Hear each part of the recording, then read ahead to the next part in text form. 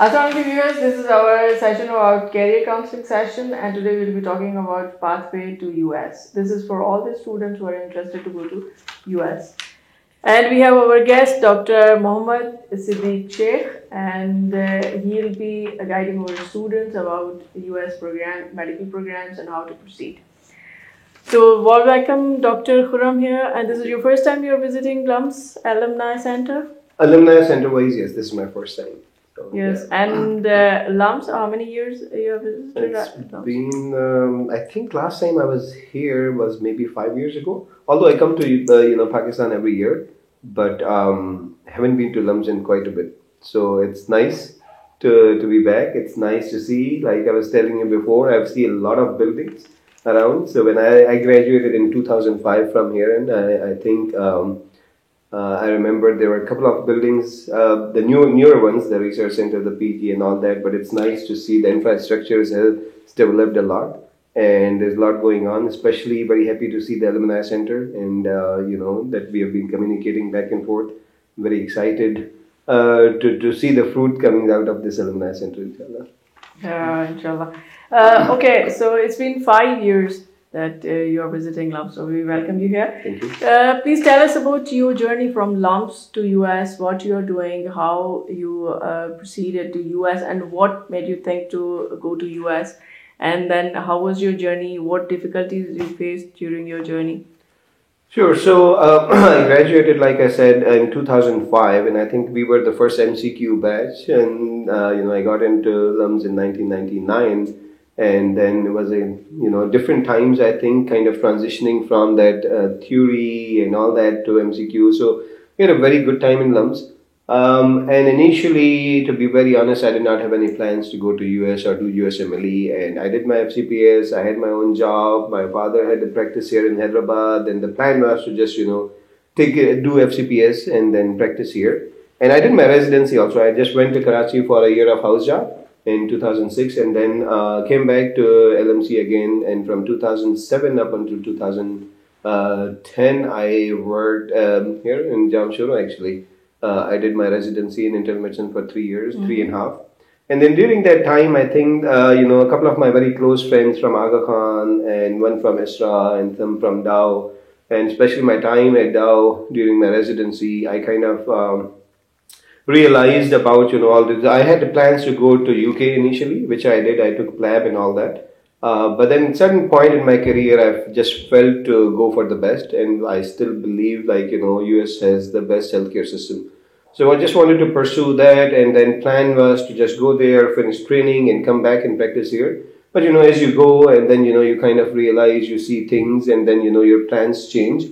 So that's kind of the story. So I went there in 2008 or 9, somewhere around that time, to take my step 3 at that time. I took my steps 1 and 2 while I was doing my residency here in FCPS training. And, initially I was in internal medicine, but then things in US are different. There are multiple specialties. I think coming from Pakistan, and especially from LMC or Chandka or somewhere, the only specialties we know of is just medicine and surgery. Those are the 2 specialties. But once you get to US, you realize there are many multiple other subspecialties that you have a very bright future. There's a need, there's a good lifestyle. So I got exposed to pathology the first time in my life, and I still remember that when I was applying and I got matched, and when I was talking to my father, professor of medicine, knowing that his son is getting into pathology. So he was surprised, and then he was asking, is this something you want to do? And then my mom was like, but can you switch over and later on do medicine? When I told them that, this is what I want to do. And alhamdulillah, since then I've been very fortunate. I've been very lucky that things worked out very well. I, of course, worked very hard to achieve all what I have. And then I love what I'm doing. First year of pathology residency was tough because, the only time I remember I still remember Dr. Sir Shokat, who was a histology demonstrator, and how we used to, look at those histology slides. And then, I think 7-8 years fast forward, we were thinking about it, what we never took seriously in my medical school. I think most of the students don't take histopathology very seriously. But then that kind of reminded me, every single specialty in your medical school, how important that is. So things have been, very, very, very good so far, alhamdulillah. The other question you asked, the difficulties and all that, I think that part comes in every student's or every applicant's life, in life, whether you are in Pakistan, you are in UK, you are in Europe or US, wherever you are, every country, every specialty have their own challenges. And, my challenge was, of course, that, to connect to the people to get those resources. Because coming from Liaquat, the only person I know who took USMLE, I graduated in 2005, and then I had a friend from 2003 who did USMLE. So from LMC alone, I was the only one from my entire batch who took USMLE. I do not know of any other person in my batch of 350 students or something who took USMLE. So I did not have, that kind of resources. And then, but once you strive for it, you kind of find people, you connect to people. I was very social, and then the day I landed in US, I got connected to people through someone, I think every single day in anyone's, especially in US, every single day that you go to work, you can make a connection, Let's say if you were a faculty there, I got introduced to you and I made my connections to you. And then through you, I got connected to other people and go on and on. And 10 years down the road, I'm still in touch with people. So I tell all my students that, connections, networking is the key. No matter where in the world you are, networking is the key. If you are in US, if you are in Pakistan, if you are wherever in the world, networking is the key. And keeping that connection, like even today, the supervisors, the mentors that I worked with 10 years ago, I send my students to them. They still oblige me because I'm in touch with them. I'm in constant contact with them. I keep them updated. We talk regularly, every now and then. So the basic challenge was to find the right people and to find out, how to get those, attachments, whichever specialty you are. So, but I work my way around, and then, I think if you are consistent, if you are hardworking, and then I think it's pretty achievable. And every year we have seen people coming from all over the world, and they're able to get there. So, yep, that's quite impressive. But the key thing I learned from your intro that the hardworking is the principle. That's true. They have to follow. So, for medical students, when they should start if they are planning to go to US? So now that things are changing and things are getting very competitive, like earlier I mentioned in my lecture also that, there's about 45 to 50% chance for anyone all over the world to get a US residency training slot in US. And now from there onwards, the competition is so much that people are getting very high scores fairly recent from their graduation.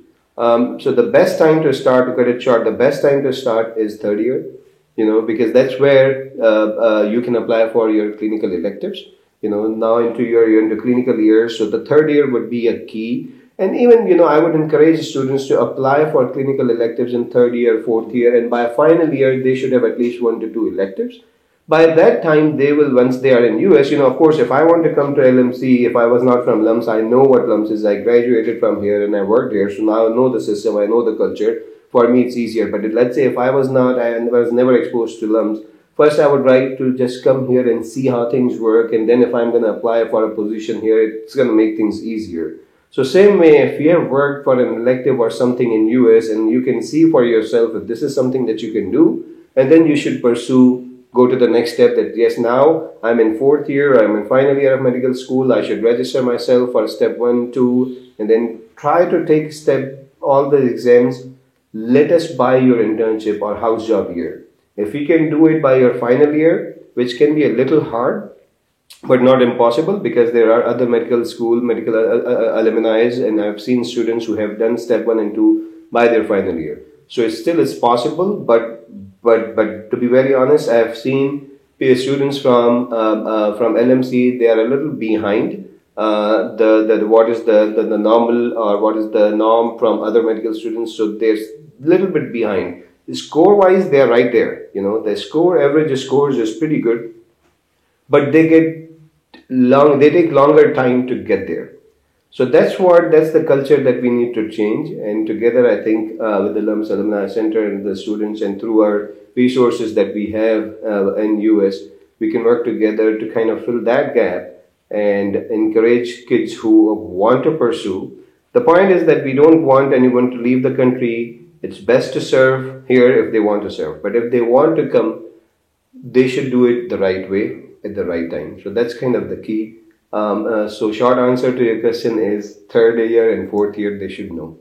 So the thing you said that they are behind, so probably because they start late after completing their house job. So probably this 3 years gap is because of that. That's correct. So if they start in their third year, probably they will be in time. Correct. And then they have higher chance of matching. That is correct, yes. Yep. Because once, so basic requirement to get into a residency slot in US is number one, of course, you should be ECFMG certified, meaning you should have step 1, 2 and OET. You should kind of have a basic US clinical experience. That's not required, but that's kind of ahead and preferred, you can say. Step 3 is also not required, but very preferred. And then the year of graduation. Now, this year has been the most competitive I have ever seen in my 10 years of mentorship. So this year, I've seen people who have graduated 3 years ahead, who graduated 2 years ago. They have a very high score of 260 plus. Still, they're not able to get a good number of interviews because, in US, the match is for all over, for every single person. So US graduates, meaning the American citizens are graduates from US medical schools, they go up there. Of course, they will get their priority. Then comes the rest of the world. The rest of the world, there's India, there's China, there's every country. For every one Pakistani, there's about 10 Indian. Most of the people from India, they have done their residency already. Versus I've seen people from Pakistan, all they have in their CV is they've done a 1 year of internship house job and they've done some other job which we call medical officer. So if they have a formal training, like a residency training, that helps. So if you are beyond a certain time, it's always good to have, if you have completed your residency training, that kind of helps you through. But if you do not have that residency, then you only have medical officer kind of a thing in your CV. That's okay. I mean, it's better than nothing. But ideally, if you are in Pakistan, ideally you should have training to the specialty that you are willing to apply. A few specialties like psychiatry, pediatrics, pathology. If you have your home country residency training experience, that helps you a lot. So is internal medicine, but otherwise in those specialties helps a lot. That's the question I was about to ask. What specialties there are easier to get into? Like the surgery and medicine, I heard that they're very, very difficult. So it's like Pakistani students, especially from our interior cell, it's nearly impossible to have dental surgery training. So what specialties are there where our students can think? So basically, I think it's very subjective. It depends on case to case. I mean, I know people from Chanka, from Liaquat, from all over, all medical schools, they have gotten into surgery. Now, of course, we have to, understand that getting into surgery is difficult for American graduates also. So it's going to be even more difficult for foreign graduates, no matter which country you are. That's one thing. The other thing is networking and alumni, that counts a lot. Now, let's say, for example, Aga Khan. They have people from kind of all the specialties, and it's a world-recognized institution. So as a program director, if someone sees a candidate from Aga Khan, they get edge over someone, let's say, from LUMS. So because there are not too many people from LUMS in US. So, if I'm a program director, if I see someone from, let's say, ISRA, I've only known 5 people from ISRA, to my knowledge, that are practicing there. So if I see a medical school from there, that's going to be hard. But regardless of the fact, if you have the credentials, let's say you're a recent graduate, you have done a lot of work in surgery, you have US clinical experience in surgery, you have a lot of publications and all that, then you can get into surgery. It's not impossible, but like you said, it is difficult. But at the same time, what we want to do is encourage people that, do what you would like to do, not what you can get. Don't get into desperate situation right away. But I understand, once you get into that situation, then it's get hard and you can just try to get into any kind of training. So that's okay, but you need to like that training in order to, because that's something that you have to do for the rest of your life. So surgery, again, is doable, but you need to know way ahead. People from Aga Khan who wants to get into surgery, they know that when they are getting into first year of Aga Khan, they want to do surgery. And I am a witness to it. I have a couple of my friends, like when from Hyderabad, they got into, Aga Khan when I got into LMZ, and from their first year, this guy, he knew that he wants to be a surgeon, he wants to be an ophthalmologist, and he did that. So, you know, it's just different mindset, I guess. So it's achievable. Then comes internal medicine. Internal medicine is much more needed, because I think every single student, about 70 or 80% of students that I've seen coming from Pakistan, they are trying to get into internal medicine. So the number of applicants, let's say for a hospital, the average number of applicants for a program is between 5,000 to 7,000 applicants who are applying for internal medicine in a single hospital. You know, there are about, maybe in an average hospital, there might be 10, 15, 20 PGY1 positions. And there are more than 5,000 applicants applying for those just positions. So it gets hard because of the number of applications. But it's always doable. Again, if you are a recent graduate, if you have decent scores, if you have a couple of publications, and if you have a decent US clinical experience, you can get into internal medicine. That's not, it's not like, you know, too hard if you have the right credentials. Then comes the, let's say, pathology, psychiatry, pediatrics. Those specialties, they do not look much at your scores in year of graduation. All they look is that if you are really made to become a psychiatrist or a pathologist, so they look at your CV.